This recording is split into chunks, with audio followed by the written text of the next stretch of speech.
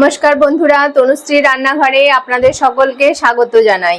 আশা করছি আপনারা সকলে ভালো আছেন, সুস্থ আছেন।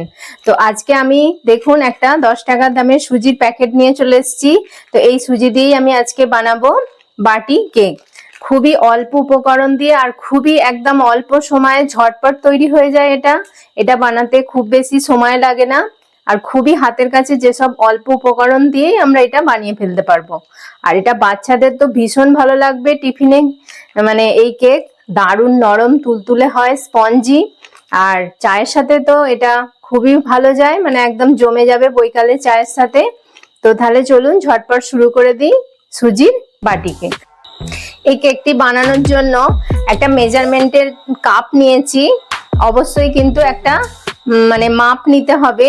তো যে কোনো আপনারা বাটি নিতে পারেন বা এরকম ধরনের ছোট কাপ নিতে পারেন, যেটাই নিন মানে একটা মাপ করে নিতে হবে। তো আমি এরকম একটা ছোট কাপ নিয়েছি, এই কাপটার মাপেই আমি নেব। সুজিটা প্রথমে আমি একটু কেটে নিচ্ছি, নিয়ে এই কাপের মাপেই আমি সুজিটা নেব। দেখুন আমি 1 কাপ নিয়ে নিলাম সুজি, আর মিক্সার গ্রাইন্ডারে জারে দিয়ে দিচ্ছি, কারণ এটা আমাদেরকে এটা গুঁড়ো করতে হবে। তো এইভাবে আমি 2 কাপ সুজি মেপে নিয়ে নিলাম। আর নিয়েছি 1 কাপ চিনি। 2 কাপ সুজির জন্য 1 কাপ চিনি। তো এবার চিনিটা দিয়ে দিলাম, দিয়ে এবার এটাকে শুকনো আমি মিক্সার গ্রাইন্ডারে গুঁড়ো করে নেব। দেখুন বন্ধুরা, সুজি আর চিনিটা আমি ভালোভাবে গুঁড়ো করে নিয়ে চলে এসেছি। দেখুন ঠিক এইভাবে গুঁড়ো করতে হবে। তো এবার এর মধ্যে আমি 1 কাপ টক দই দিয়ে দেবো। দেখুন আমি 1 কাপ টক দই নিয়েছি, আমি দই দিয়ে বানাচ্ছি। আপনারা চাইলে ডিমও দিতে পারেন দইয়ের বদলে, মানে যেটা দেবেন একটা, হয় ডিম নয় দই। তো আমি এখানে মেজারমেন্ট কাপের 1 কাপ, যে কাপে মানে আমি নিয়েছিলাম সুজি চিনি, সেই কাপেরই 1 কাপ দই দিয়ে দিলাম। আর একটা 10 টাকার দামের দুধের প্যাকেট নিয়েছি, পাউডার দুধের প্যাকেট। তো এইটা দিলে কিন্তু মানে কেকটা খুব সুন্দর খেতে হবে। তো সেই জন্য এবার এটা দিয়ে দিচ্ছি। দিয়ে এবার এটাকে আমি আর একবার মিক্সারে ঘুরিয়ে নেব। দেখুন এটা আমি পেস্ট বানিয়ে নিয়ে চলে এসেছি। ঠিক এরকম ঘনত্বের হবে। মিক্সার গ্রাইন্ডারে করলে কি হয়, খুব তাড়াতাড়ি হয়ে যায়। হাতেতেও এটা করা যায়, কিন্তু হাতেতে টাইম লাগবে, মিক্সারে তাড়াতাড়ি হয়ে যায়। সেই জন্য আমি মিক্সারে করে নিলাম। আর এতে কিন্তু জলের প্রয়োজন হয়নি, যেহেতু দই দিয়ে এটা করেছি, সেই জন্য এটা ভালোভাবে ব্লেন্ড হয়ে গেছে। তো এবার এর মধ্যে আমি একটু বেকিং সোডা আর বেকিং পাউডার দেবো। এখন 1/2 চামচ আমি বেকিং পাউডার দিয়ে দিচ্ছি, আর 1/2 চামচের থেকে কম একটু বেকিং সোডা দিয়ে দিচ্ছি। মানে বেকিং পাউডার যতটা দেয়া হবে তার থেকে কম কিন্তু বেকিং সোডাটা দিতে হবে। এবার এটাকে ভালো করে আমি মিশিয়ে নেব। দেখুন এটাকে আমি ভালো করে এটা মিশিয়ে নিচ্ছি। দেখুন আমার মেশানো হয়ে গেছে। যেহেতু বাটি কেক বানাবো, সেই জন্য আমি এরকম 3টে বাটি নিয়ে নিয়েছি। বাটির মধ্যে একটু তেল ব্রাশ করে নেব, সেই জন্য একটু তেল দিয়ে দিচ্ছি। তেলটা চারিদিকে লাগিয়ে নেব, যাতে কেকটা যখন আমি বার করব মানে ডিমোল্ড হতে সুবিধা হবে। ভালোভাবে ব্রাশে করে আমি লাগিয়ে নিচ্ছি। এবার বাটিগুলোর মধ্যে আমি ব্যাটারটা দিয়ে দেব। এইভাবে পুরো বাটিটা কিন্তু ভর্তি করে দেব না, হাফ হাফ করে দেব, কারণ এটা যখন বেক হবে তখন অনেকটাই ফুলে যাবে। তো সেই জন্য একটু বাটিতে জায়গা রাখতে হবে। এইভাবে আমি সব বাটিগুলোর মধ্যে ব্যাটারটা দিয়ে দিচ্ছি।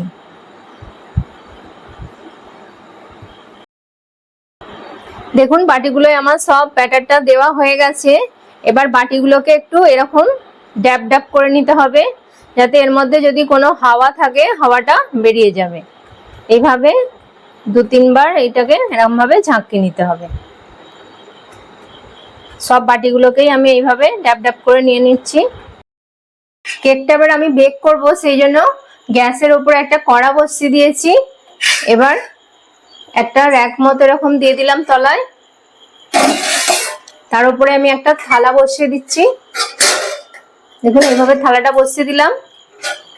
এতে কি হবে, একসঙ্গে সবগুলো বসাতে, বাটিগুলো বসাতে আমার সুবিধা হবে। এবার বাটিগুলো এক এক করে এখানে আমি বসিয়ে দিচ্ছি।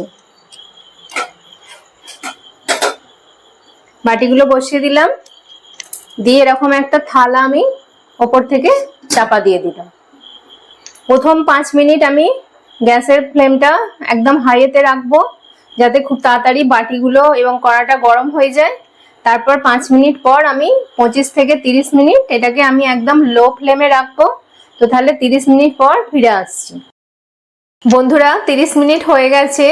তো আমি এবার কেকটা আপনাদেরকে খুলে দেখাচ্ছি যে কেমন হয়েছে।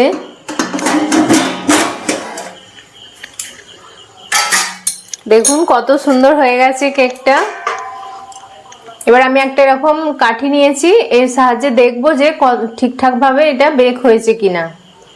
দেখুন কাঠিতে কিন্তু কোনো কিছু লাগছে না। সব কেকগুলো আমি চেক করে নেব। দেখুন কিচ্ছু লাগছে না, তার মানে পুরো ভালোভাবে এটা বেক হয়ে গেছে। আর এটা এবার আমি একটুখানি ঠান্ডা করব, তারপর এটাকে বাটি থেকে বার করব। বন্ধুরা দেখুন বাটিগুলো আমার ঠান্ডা হয়ে গেছে। আমি এবার কেকটাকে বার করব, সেই জন্য একটা ছুরি নিয়েছি। ছুরি দিয়ে বাটির ধারগুলোকে এইভাবে একটু ছাড়িয়ে নিতে হবে, তাহলে কিন্তু খুব ইজিভাবে কেকটা বেরিয়ে আসবে। খুব সুন্দরভাবে এটা বেক হয়ে গেছে। দেখুন কত সুন্দর হয়েছে। এইভাবে এবার আমি এটাকে উল্টে দিলেই বেরিয়ে আসছে। দেখুন কত ইজিভাবে এটা বেরিয়ে এলো। আর দেখছেন কত সুন্দর এটা বেক হয়েছে, আর কতটা নরম হয়েছে। দেখুন একদম নরম তুলতুল করছে। আমি একটা আপনাদেরকে কেটে দেখাচ্ছি। এবার আমি একটা আপনাদেরকে কেটে দেখাচ্ছি যেটা কতটা সুন্দর হয়েছে।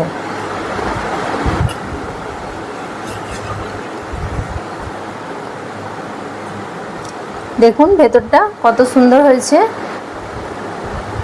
একদম নরম। দেখুন স্পঞ্জি ভেতরটা।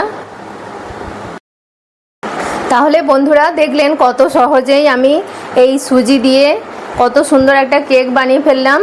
এটা একদম সন্ধ্যাবেলা চায়ের সাথে খুব ভালো জমে যাবে একদম। তো আমার এই রেসিপিটি যদি আপনাদের ভালো লেগে থাকে তাহলে প্লিজ লাইক করবেন, কমেন্ট করবেন, আর তনুশ্রী রান্নাঘর চ্যানেলটিকে অবশ্যই সাবস্ক্রাইব করে দেবেন। আর পাশে থাকা বেল আইকনটি প্রেস করে দেবেন, যাতে সহজেই আমার নতুন নতুন রান্নার ভিডিওর নোটিফিকেশান আপনারা খুব সহজেই পেয়ে যান।